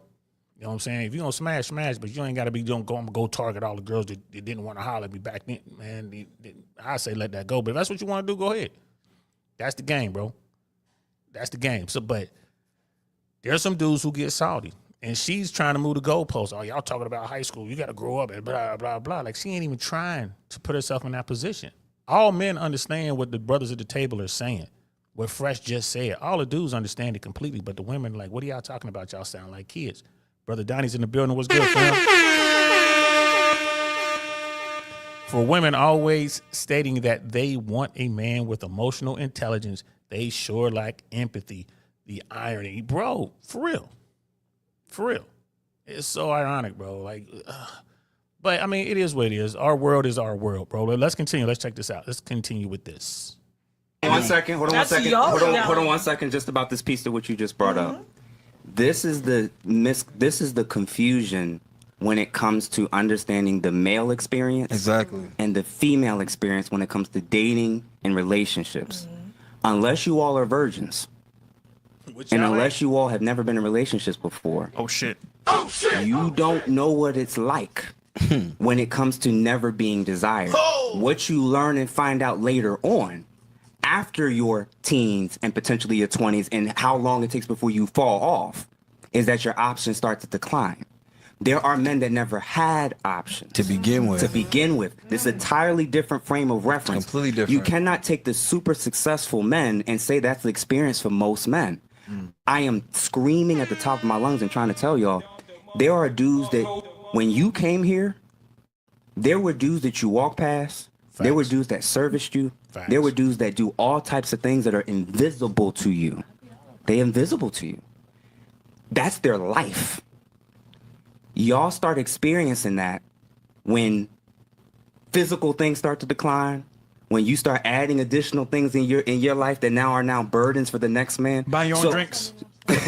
And you don't, talking and about you children. don't, yeah, and you don't typically know, and you don't always typically know what the quote unquote invisibility factor is until you get older and you have to Guys, start come on, man. buying Come on, your suck it. own drinks. So I've literally heard women have told me this in therapy sessions. You can look it up and go on YouTube and type in women being invisible, and you'll start to see the decline. The reason why it's so distressing to them is because they went from 18 or 16 to 35 or 40 Never before experienced they it. started even experiencing that. Oh, people ain't asking me out as much. It's not their norm. There's guys that was never a norm for them ever. Right. So when I'm speaking to is there's a segment of men, some of them end up in anger and they lash out at black women. Yep. They use these podcasts and spaces to talk about how horrible women are. There's other men who go where they're appreciated. There's other men that go abroad. But what I'm saying is be very mindful and careful. If y'all don't want all of you to be viewed and seen in the negative light, and for all black women this, all black women that. I was in an interracial relationship. Y'all have been in interracial relationships. I don't assume that you hate the black community when you did. But there's assumption that when we do it, we do. Facts. Okay? So Only the if you're male is- desirable, though. Yes. Y'all see how he's doing this? This might be the chosen one for real. This might be the chosen one, bro. You saw it. There was a moment when the panel was starting to try and get away. Everyone's having their own conversations, was getting loud, and he brought it right back. He's like, hold on. He brought it back. And then he dropped this bomb. You know what I'm saying? So, and it's like, bro, that is why I believe this guy is going to be the next dude. We got This Is Sean the building. What was good, fam? $5 super chat. And bro, y'all need to. We already do that here. I know everybody who's watching me right now. We all support Shaw, man. He's doing some great work over there, bro. This is the guy. You got some questions about the child support world, family law, and all that kind of stuff. This is the man who worked the child support side. He can tell you how the system works, right? And y'all need to be listening to what he's doing over there. He's doing great work. You know what I'm saying? Shout out to you, bro. Man, I appreciate the $5, man. I really do. Thank you, brother. I really do, man. But I'm telling you, this is the guy. Shaw probably have him on his platform. You know what I mean? I'll be watching when you do. This is the guy. I think this is the dude that's gonna begin to hit all these different platforms and have this real conversation. Like the fact that they're having a serious conversation. These women are listening. They don't necessarily like what they're hearing, but they're not holding him accountable. They're not saying, well, it's your fault you're saying these things, right? They're just, they're like, yeah. They're like, yeah, he ain't lying. And again, they can't come at him because he has the experience. People could come at me and it's like, bro, what do you know? You're an air traffic controller, bro. Like, what do you know? Like, I know what was going on in these streets. I know what's going on in these streets now. I know it's never been easier to smash if that's what you're trying to do. Never been easier to smash. I know faking it till you make it today, bro, that will get you far if you just trying to get the physical. You just trying to hit it. Oh man, just being in the right room. Right? I know it's more difficult now. I know you need less skills to smash now. Right? Why? Because of all this stuff that they're talking about. You know what I mean? I mean, that's what it is, bro. And yeah, he does, Brother Pitt, man. He does move like an assassin. And like I said, he's clinical. He's clinical. I would look at this dude like this is a sniper, bro. He is clinical, bro. He's taking headshots, bro. He's sitting there. He see his targets. And he's just like, oh, I got a target. Boom. got him. Next target. You know what I mean? He's a sniper in a target-rich environment, and these women are sitting there listening. They have no choice. They got to listen. They're like, damn, he's right. He's talking about me. He's talking about me. What do I bring to the table? Nothing. Nothing. And you demand everything. Now, is that every woman? No. Right? But dudes are figuring this out. This technology has made it to where guys are like, you know what? We figured it out. And you still get, and he didn't even address the MGTOW guys. The MGTOW guys are like, you know what? I'm just not even going to deal with this. And they moving all the way on. Right? This was, you know, like I said, I wouldn't have had these two brothers, the brother in the red and the brother in the blue. I wouldn't have had them on the panel. But I got to watch the whole thing. Maybe they did contribute. Let's listen to the end of this, though. So when we as men are hearing what y'all are saying, what we're trying to explain is some of the men that you're describing you're totally right. What you're saying, the settling, the hatred, the bigotry, the racism, there are men like that. I am doing life with men who have never in their life uttered negative words about black women. They just went damn near 40 years of their life where black women wasn't checking for them. Been invisible. So he has to keep waiting for this unicorn black woman that's going to look past what all the other black women didn't want. Or is he going to go accepted. where he's accepted? Finally be accepted by the black Dr. Umar woman. is saying, I'll phrase it this way. If, with me, use me as an example. When I was younger, making less, was even skinnier than I was now, do you think I had more options or less options? Less options. Less options. So that means the same, not just black, the same women, all races and cultures that wasn't checking for me. When I started making a little bit more money, I got going in my career. I'm now spending my time with millionaires and on yachts and getting on helicopters and doing all sorts of stuff. And they're seeing it online.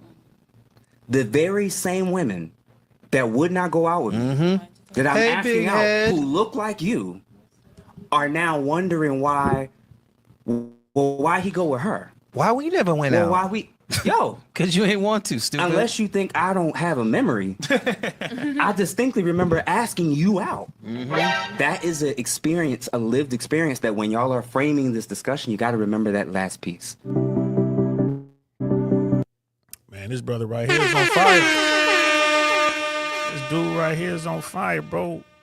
He's on fire. And this is going to move these talking points, call it red pill, call it manosphere, call it whatever you want to call it. This is going to move this discussion forward. So now you got him, you got Professor Scott Galloway, same talking points. And the way that he's framing it, bro, how long before we see this guy on The View? How long before we see this guy on Piers Morgan's show? Right? It's going to happen within, Piers Morgan is probably going to happen within 6 months. It's not going to take long. Right? How long before we see him on The Breakfast Club? It's not going to take long. Because this situation has gotten to critical mass.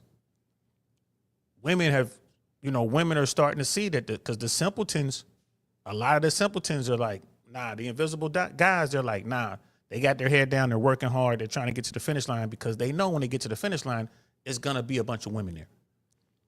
They know, it's like what Rich Cooper says, women, they don't want to build anymore, bro. They wait at the finish line and they smash the winners.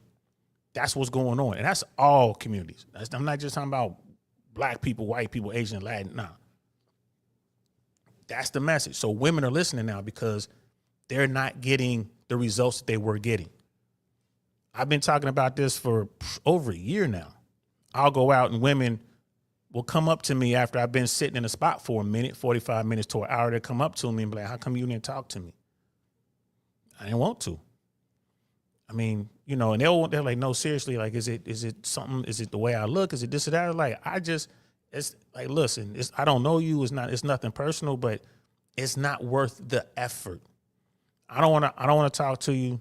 Right. And then so many women are just used to some dude walking up, buying them drinks. I ain't doing all that. I don't want to, and here's the bottom line. At the end of the day, I didn't talk to her because she didn't holler at me. Right now, I'm not going to be mean about it. You come up and start talking to me, I'm gonna chat you up. And if the conversation is good, cool. But if you come off like a little chicken head or whatever, or if you come out, damn, I'm thirsty, you going to get me a drink? Like, nah, hell no. right? It only takes one or two of those women and messes it up for the whole group. Bro, the juice just isn't worth the squeeze these days unless you out there trying to smash. Again, if you just out there trying to smash, it's a different world. Yeah, I'm gonna holler at you. Nope, I'm not gonna get you a drink.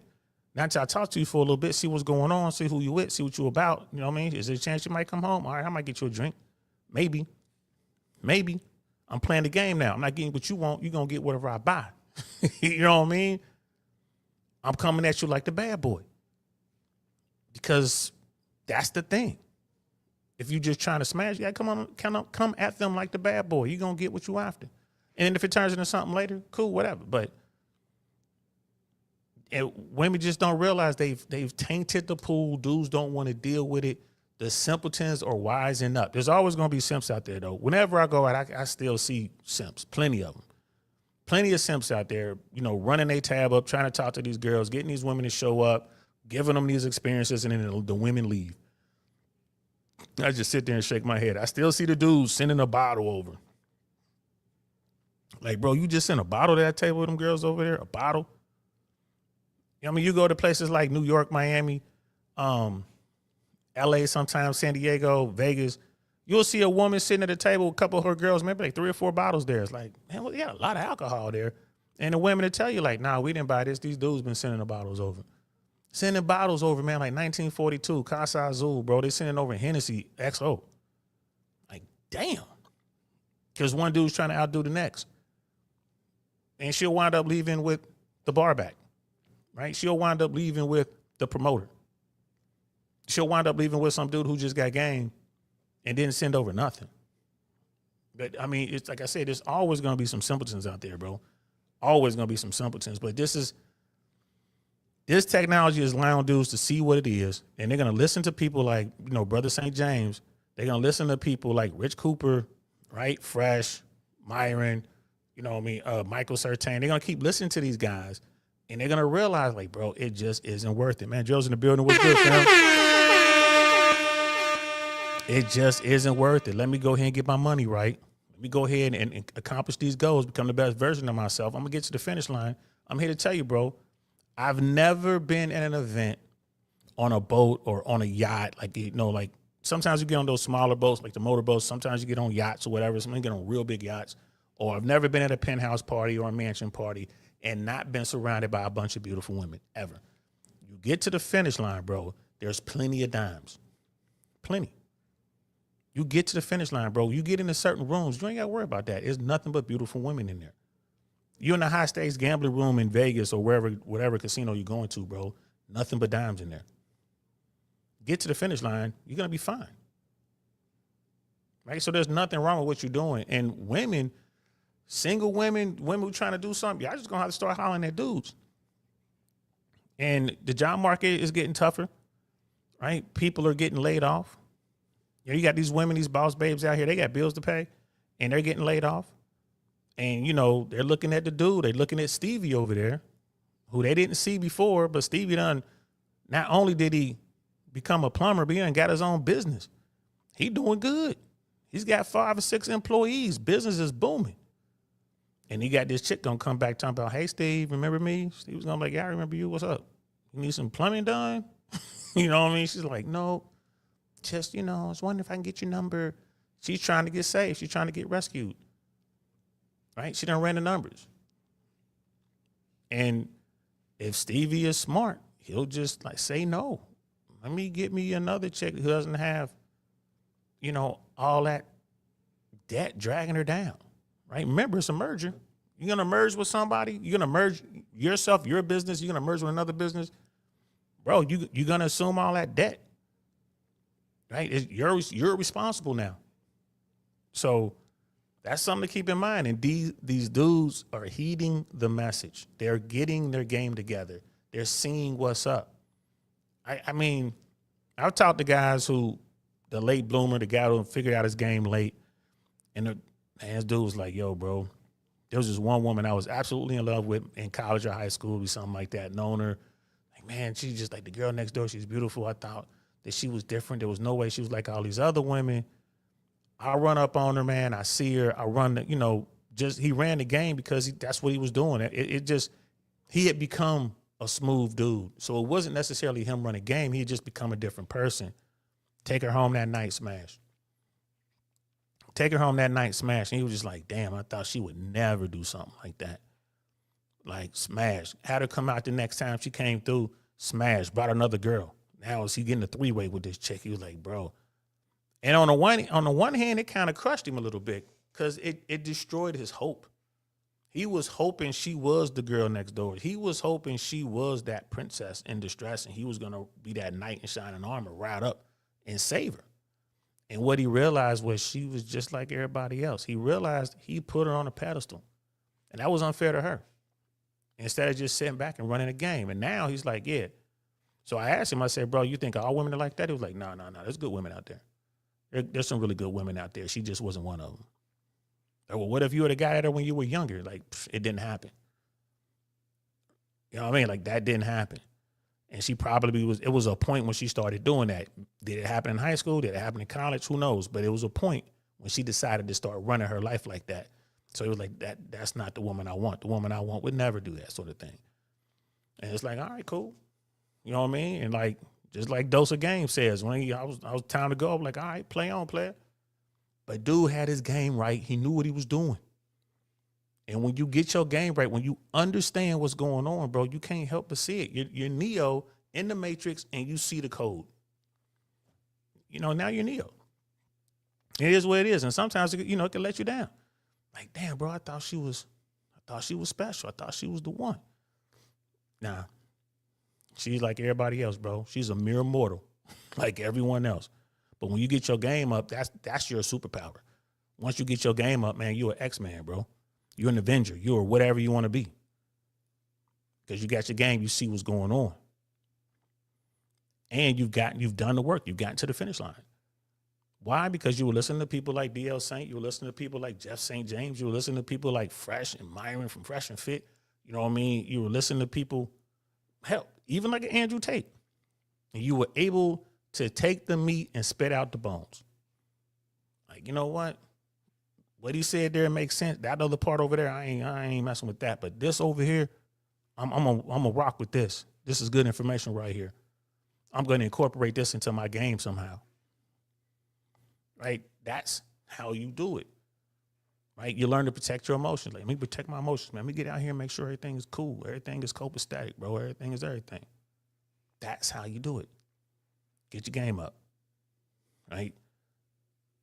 Listen to the message.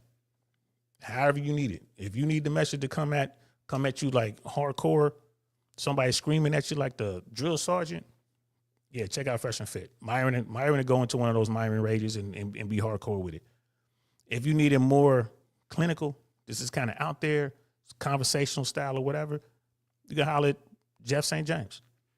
Listen to how he puts it out there. Or you can listen to Scott Galloway. He likes to get emotional when he talks about it. You know what I'm saying? But you can listen to that. Right? Or you need something in between, come holler at Uncle Saint. Right? Because I'm gonna let you know what it is, fam. I'm gonna let you know. Like, it is what it is. Right? So you don't stand a chance if you don't get your game right. You do not stand a chance. And once you develop your game, you better stick to it. Stick to it. Same way every time. No one gets a pass. Don't run up on that high school sweetheart that you had a crush on, that you pedestalized, and you were invisible to her. Don't run up on her 20 years down the road, 30 years down the road, and forget about all your game, all the things that you've learned. You know, you break all your own rules, because if you do that, you're gonna get wrecked. You're gonna get wrecked. But she was the one. She was amazing. I did all this for her. Nah, man, you need to be doing all this for you. So when you get out there, you know what you're dealing with. We got Scam Likely in the building, Dusto up in here. What's up, fam? But yeah, I just wanted to throw that out there, guys. Telling you, Jeff St. James, you're going to see that guy on The View. You're going to see that guy on Piers Morgan. You're going to see that guy. Shit, you might see him on Valuetainment. You're going to see that cat wherever anyone is talking about this red pill shit.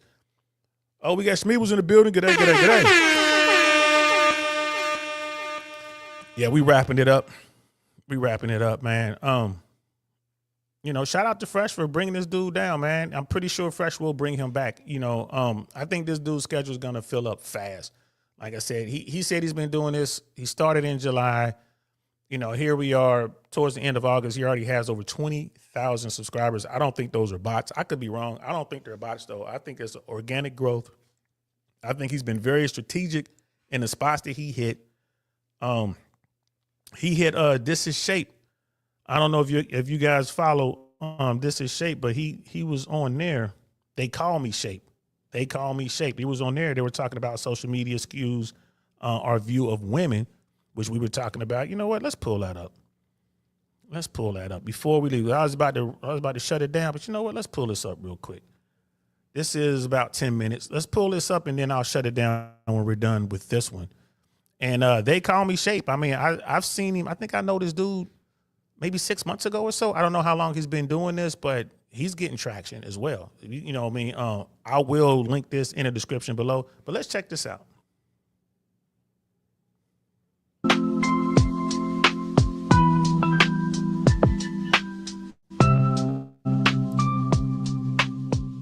Yeah, I seen you said that to Pearl, but you said to her, if I could recall correctly, that the reason why, because she was trying to argue that most women want to be 304s, they want to be hoes, they want to sleep around, and you disagreed with her. You said that no, you think women are more concerned about having like choice and agency and their own autonomy. Can you kind of speak about that a little bit? I thought that was a pretty interesting thing right there.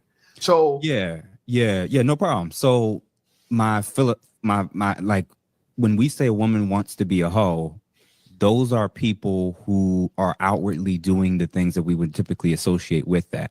If you take all the strippers, all the OnlyFans models, all the escorts, all the prostitutes, if you add up all the women doing any type of form of formalized, clearly recognized sex work, right, and you compare it to all the women that are not, what all the other women are doing is trying to move in such a way where, they're like, a lot of them, I think the majority of women are just dating, getting in relationships.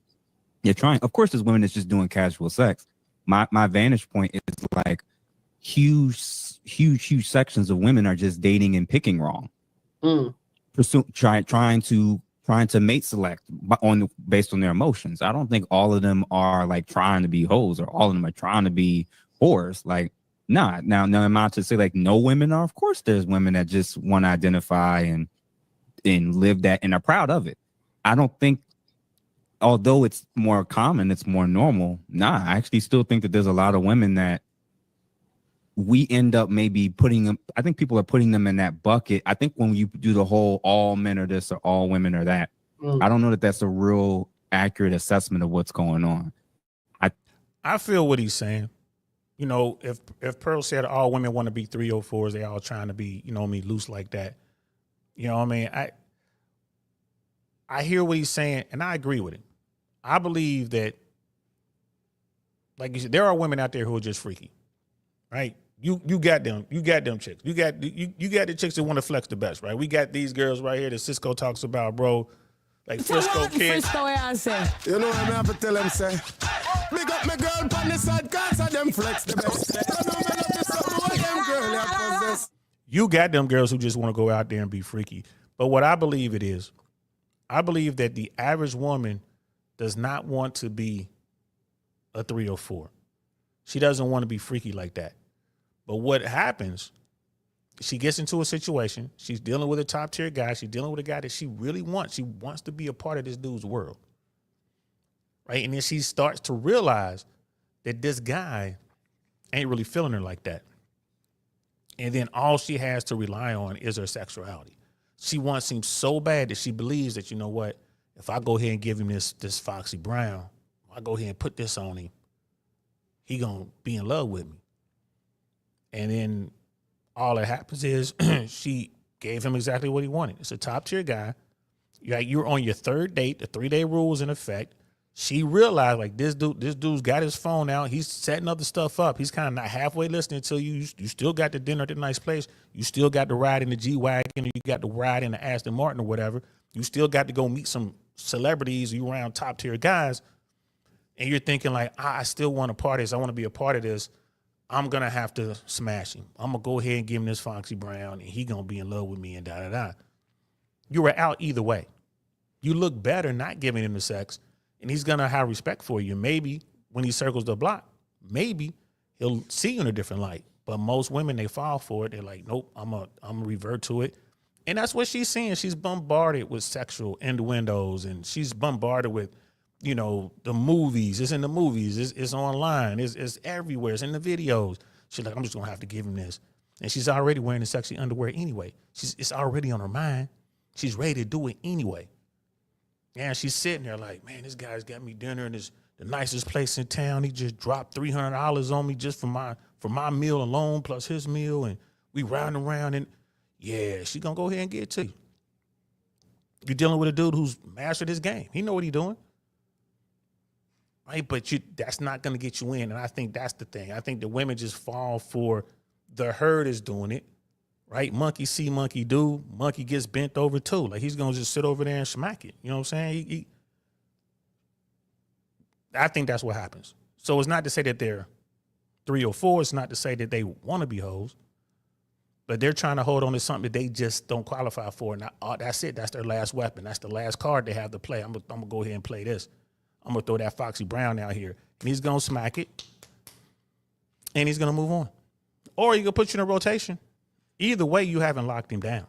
So I think there's more of that than they just want to be freaky. I think the majority, you know what? I won't even go so far as a majority. I think there's a huge percentage of women that, if we're being honest, most women you probably know in your life, they're probably trying to get in relationships, in and out of relationships. They're working and not working. The body count's going up. Mm-hmm. And then before you know it, everybody's saying, oh yeah, she's a whore now. And I'm like, that's probably what's happening. You went for, you went, you know, you may have had casual sex here or there, but like you picked wrong. The guy had good game. He sold you a dream. You got with a guy and he cheated. You got with a guy and he left you, or you left him, or y'all grew apart. Like, that's also real life stuff that's happening, man. So I think it's a little bit more complicated than just saying everybody wants to be a whore. Now, in reality, if now we want to say that they want to escape the consequences of those choices. Yeah. And that's what it is. They want to escape the consequences of those choices. They don't want to be held accountable. And here's the thing, too, like players, real G's, top tier guys, they're not going around saying, you know what I mean, Susie's a hoe, you know, Bobby is a 304. They ain't going around saying that. You know what I mean? The dudes would be sitting around just chilling, just chopping it up. And a motherfucker might see on your phone like, oh, you know Nina? Yeah. You know her? Like, yeah, I know Nina. Like, word, what's up? Like, oh, man, you know, it was a good time. It was cool. You know, we messed around for a little bit. And you're like, all right, cool. So, and that top tier guy's like, okay, if he was thinking about having Nina to be his main, now he was like, damn, one of my homies done smashed. So they're not just running around saying, oh, so-and-so's a freak, so-and-so's a hoe. They're not saying that. It's just, it'll come up or they'll see her, right? If one of my homies is messing with some girl that I done messed with in the past, I'm going to let him know, like, yo, remember little shorty I was telling you about from Fort Lauderdale? Remember little shorty I was telling you about from Austin? Remember little shorty I was telling you about from Michigan? That's her. And dude's like, oh, shit, all right, good looking out. You know what I mean? Because everybody's running their game. He was thinking like, oh, man, you know, she's the girl next door. She's a real one. And come to find out, like, ooh, she ain't always been a real one. She got a hold of my dude. And here's the thing. I've never, and no guy has ever come up with a line that's going to guarantee that a woman's going to have sex with you. Women choose who has sex, period, is based on how they feel. So don't think that, oh, you know, she just fell for you because your game is so top tier. Like, nah, bro, she wanted to hit. Simple as that. She wanted to hit. She was going to hit. When she met you, she knew right away, this is a dude I'm going to let smash. So long as he don't screw it up, he's going to get all up into this Foxy Brown. That's how that works. It ain't game. Because if there was a phrase out there or a line that you can use that would guarantee 90% of the time she's going to smash you on, you know, day one, well, I could say that line and I'll be a billionaire. Now that I do agree with, and I think that that's almost all of them. And it doesn't matter whether you a sex worker, an escort, you on OnlyFans, you picking wrong with date, you getting divorced. None of them want to be treated for the choices that they're making. Now that's different. I would say that almost none of them want to be judged for their past choices or decisions that didn't work out sexually. You know, so you're how old are you? 35. Okay, I'm 37. So we would have went to high school together. Bro, in high school, it would have been impossible to see our classmates' ass the way that kids in high school now. Now, every girl has her ass online, right? And that you know, if you had told me back in the day that one day a girl was going to share pictures of her scantily dressed in bikinis so the whole public could see, I would have never believed it. Like that was never the case. Like, bro, I went to school with girls. I've never seen them in a bikini in my life, but now that's a normal thing. Like every girl you go to high school with, from what I could tell, all their Instagrams have them in bikinis. They got that like the butt shot, right? That didn't even exist when you turn your back to the camera. That didn't exist when we were in high school. So I think about that and I say to myself, would any of these girls, like they have no problem taking pictures of them wearing two-piece bikinis, thong bikinis, would any of them really stand in a crowd and pose the way they pose in front of a live audience? Most of them would not. Most of them would not. He ain't lying, bro. If you think he's lying, just pull up pictures from the 80s. You know, people in high school, like high school seniors from 1985, 1986. You know what I'm saying? I was in high school in the 80s. You know, pull up them pictures and look how girls were dressing. Now, you never saw that, bro. Bikinis, you barely saw bikinis when you went swimming at the swimming pool, bro. And Brother Smith was like, yeah, man. He was like, when I was like 19, I was working on a girl and I took her to a party and my mate tells me he hit her. And internally I was like, damn. And after that day, left her on red. Hey man, you know, I would have smashed her though, because you know, I was a beast. I was a savage when I was younger. I'd have smashed her and then, you know, sent her on her way. You know what I mean? But it is what it is. You go from this is gonna be the woman that I really want to invest in to my dude hit. You know what I mean? Bruv over there smashed. All right, put you into the rotation, or just smash because I done put all this time and effort into him. Go ahead and hit this one last time and then move on. But I mean, and women hear that and like, oh, you guys are so petty. It's like, nah, I don't want that. We can't be serious. How serious I'm gonna be if my man done smash you? I can't marry you. That's my dude. Well, just cut him off. I'm not cutting. No. I'm cutting you off. You can stay around, hang out. Like I said, you cool, but nah, you ain't the one. The way that they're doing now online. You know what I'm saying? Yeah. I definitely think it's more common. I definitely think it's more prevalent on social media. But let's say only 30% of women weren't doing that on social media. Only 30%. 70% of women are twerking, bending over, cleavage is crazy, thongs is showing, you know, like let's say 70% of them. When you factor in the percentage of women that are older that's not doing that, you factor in the percentage of women that's not even on social media, like this is where I'm getting at, where it's like sometimes we do this thing where whatever's the loudest trending thing on social media, we tend to project that onto entire groups. So a great example of that would be the Black community. Is everybody a thug? Yes. Is everybody a gangster? We all gangster. And ask an average Black dude who's not, whether you're from the block or not. Yo, like I work in Philly. I'm around Black men and Black women almost my entire day, every single day for years. None of these people fall into that category of what the stereotype is. So there's far, far, far more people that I'm interacting with and knowing and living and working around, both our clients and coworkers. Nah, cuzzo, we pimping over here, cuzzo. Nah, cuzzo, you know what it is, man. You on my soil, homie. You know what it is. We pimping over here. Where my pistol at? Actually, my pistol was holding up my phone, but I'm using it to hold up my phone so I can see it because I didn't bring my little stand up here. But yo, bro, he's right. The vast majority of folks, especially Black folks, man, they ain't gangster like that, bro. The vast majority, like, you know, it's, you know, it's got to be less than 10%. 5-10% of dudes who are truly gangster with it, you know. And then I would say 5% or less are truly gangster. Then you might have another 2 or 3% on top of that who are criminal minded. who might hit a lick or two, but ain't really, you know what I'm saying, in the streets like that. The vast majority of folks when I was coming up, man, they was in the house, man. They weren't out here putting in work. They weren't out here doing none of this wild shit, bro. They weren't doing it. Right? Sometimes they be out kicking and get caught up. You know what I mean? I've lost people that I know weren't doing anything, just got caught up. The streets done caught them. They had nothing to do with it, just got caught up in the middle of something. You know what I'm saying? I seen that, but they weren't gangster. You know what I mean? So he's right.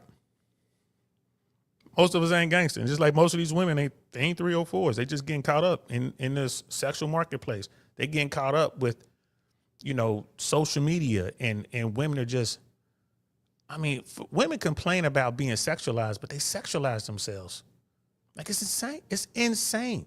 Like, you complain about men and the patriarchy and being sexualized and, you know what I mean, being reduced to just a sexual object.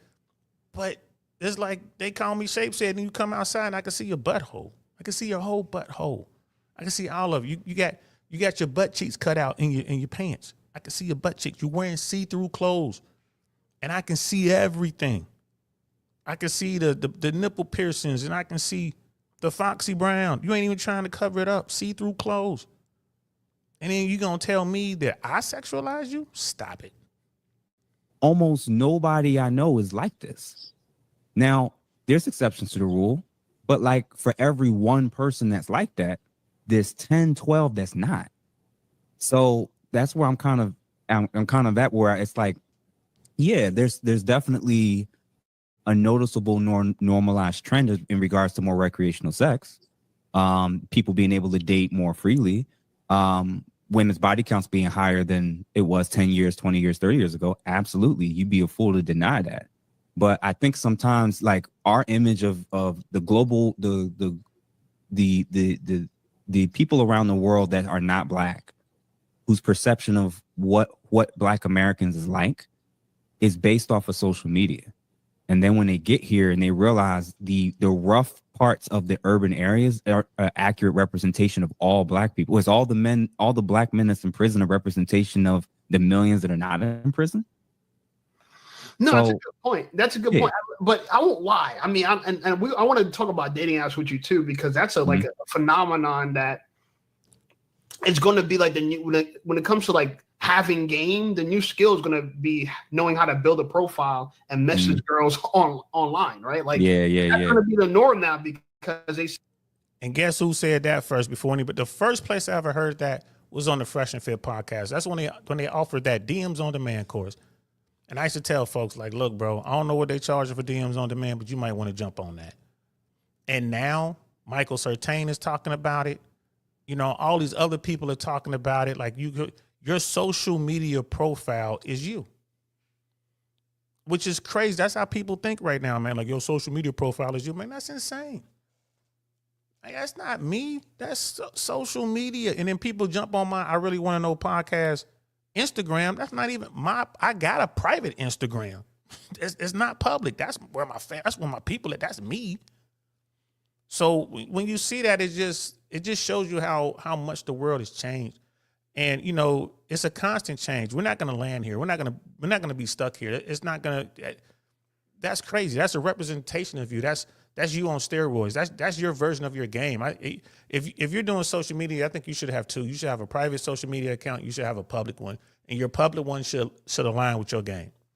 Whatever your game is, however you moving out here in the streets, that's what you should be showing on your social media.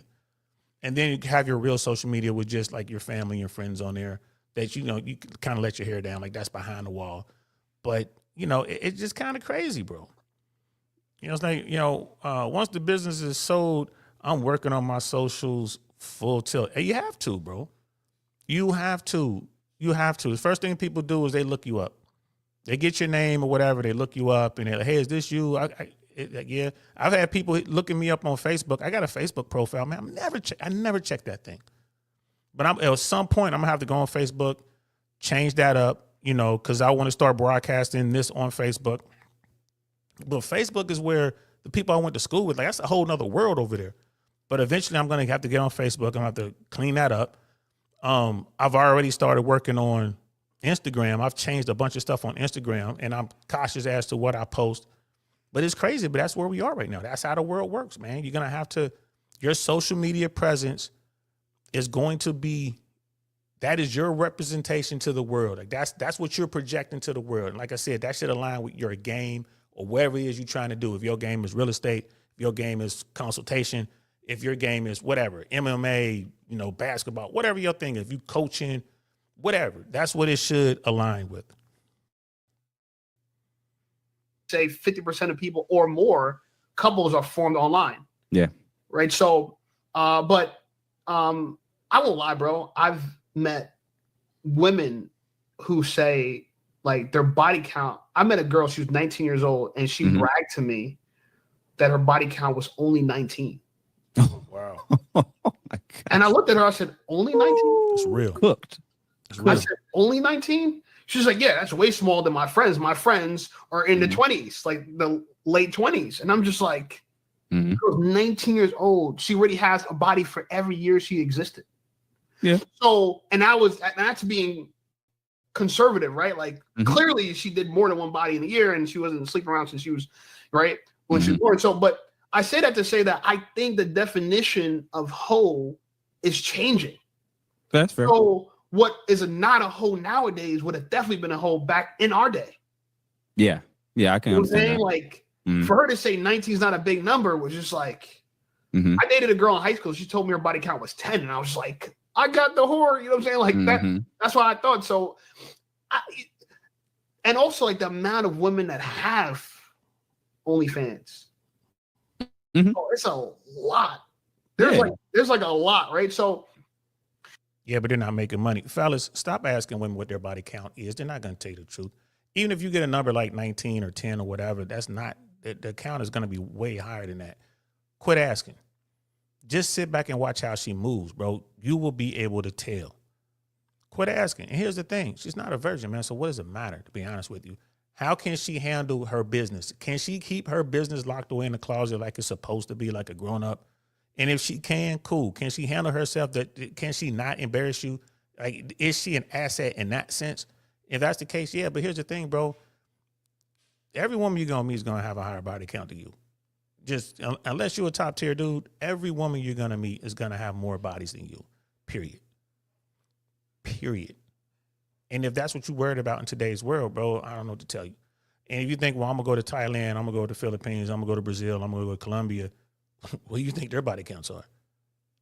All you're going to do is find a woman who has a skill set that they don't have here in America necessarily, a non-sexual skill set. And what I mean by that is a woman who can cook, who can clean, who knows how to cater to her man, right? That's what you're going to find, but she's still going to have a really high body count, bro.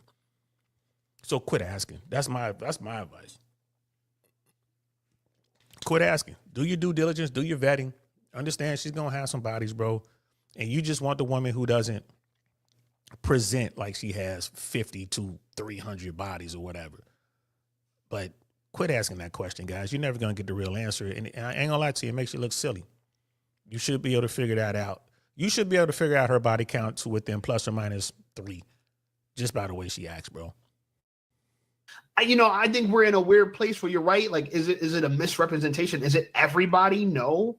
Yeah, it's kind of the zeitgeist, though, right? You know what I'm saying? It's kind of like it is. It's definitely, it's definitely, man, being pushed. It's definitely being propped up. But I would rather say it's probably better to speak on these things generationally, personally, right? So I'm gonna be honest with you. I'm mid-30s. I definitely saw in our generation on social media a noticeable shift. So when I was in high school, one of the big things I started to note was from freshman year to senior year. Freshman year was one girl pregnant. By senior year, it was starting to become like a trend. And I was like, oh. Bro, I was in elementary school and there was a girl pregnant. Just wanted to throw that in there. Food for thought. Like this is like high schoolers, like at the time, this was still like a thing. But by junior year, we were starting to get used to like seeing girl after girl starting to get pregnant. It was like becoming a thing, right? So when you have older millennials who don't act this way, who don't dress this way, and then you got millennials that's more in my range, who it's kind of like 50-50.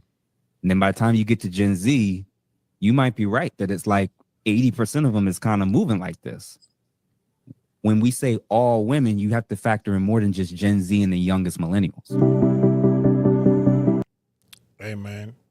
This brother right here, man, I'm telling you, this is the guy. This is the guy, man. Keep your eye on this brother, man. This is the guy, man. How long before he's on The View? How long before he's on Piers Morgan? How long before he's on The Breakfast Club? I'm telling you, I think he's going to get all that done within the next year to 18 months for sure. 20,000 subscribers in like a month. 20,000 subscribers, man. Shout out to him, man. Hey, man, he had the blueprint. Don DeMarco to that brother. Don DeMarco. I mean, definitely go over there, support Ask a Brother on YouTube, Ask a Brother podcast, man. Jeff St. James, man, support that guy. Like, subscribe, share, all that stuff. And do that for me, too, right here on I Really Want to Know podcast, man. Because I think that's the dude. Stay Slick with Kit. I think he's taking UK. He's going to take UK by storm. He's doing his things. Probably going to, again, that's going to be another guy that's going to be doing mainstream stuff. So Stay Slick with Kit and Jeff St. James, man. Remember those names. Watch these brothers, bro. I'm telling you, watch these brothers and watch this red pill message go mainstream. Watch it. Just watch it. And then just remember, like, yeah, bro, we've been talking about this forever. Like, we've been down this rabbit hole. But, you know, game people up as best you can. Work on your individual game.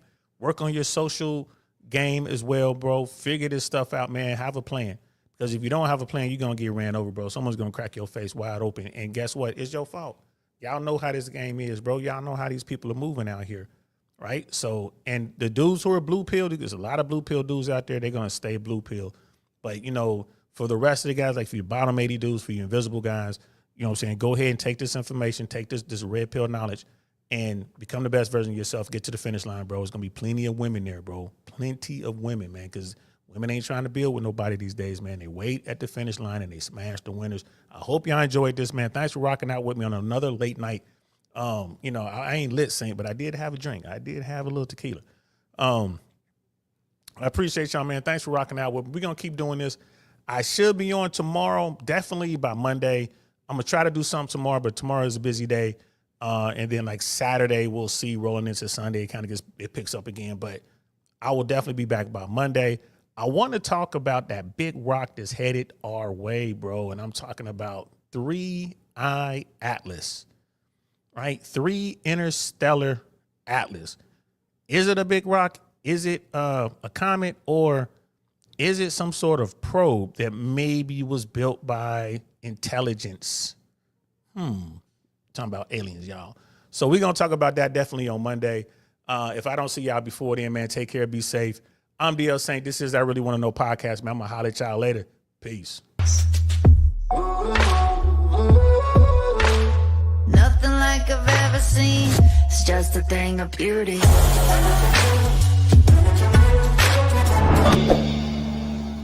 Darn, that's the end.